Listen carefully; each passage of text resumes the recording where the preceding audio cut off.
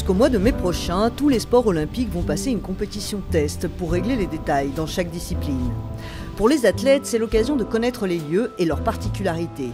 Pour ces épreuves test, les disciplines nautiques étaient très suivies du fait des mauvaises conditions que peuvent rencontrer les athlètes.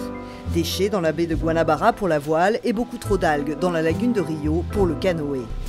Mais pour les athlètes français comme Étienne Hubert, champion du monde en 2010 en kayak 4 places 1000 mètres, la beauté de Rio fait oublier les difficultés qu'il risque de rencontrer. Pour le moment, je trouve que c'est une organisation qui est parfaite. Il y a cependant quelques algues sur le bassin.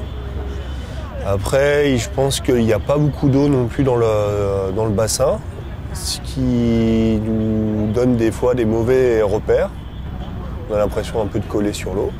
Mais sinon, vous nous avez parlé de mauvaise qualité de l'eau, j'ai l'impression qu'il n'y a pas de problème. L'eau est salée, l'eau me paraît propre, donc je ne suis pas malade, donc tout se passe bien, ça va. Ça se passe très bien. Ça fait 4 jours que je m'entraîne ici, à l'arrière d'un équipage, on est souvent mouillé. Des fois, ça nous arrive même de boire de l'eau pendant les séances, et je ne suis pas tombé malade, alors peut-être que j'ai des meilleures défenses immunitaires que d'autres, mais tout va bien, ça se passe très bien. Je suis content d'être au Brésil pour les test events. Rio, c'est une chouette ville. Et le cadre, le bassin est vraiment sympathique. C'est un bassin qui est un peu différent des bassins qu'on peut rencontrer en Europe, souvent sur les championnats du monde, sur les championnats d'Europe, parce qu'il y a vraiment des montagnes et plein d'immeubles autour. Et c'est vraiment sympathique de naviguer sur ce bassin-là, et agréable.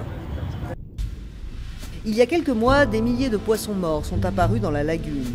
Il n'y a pas eu de mauvaise surprise pour ces épreuves test. Reste à espérer que ce sera aussi le cas en août 2016.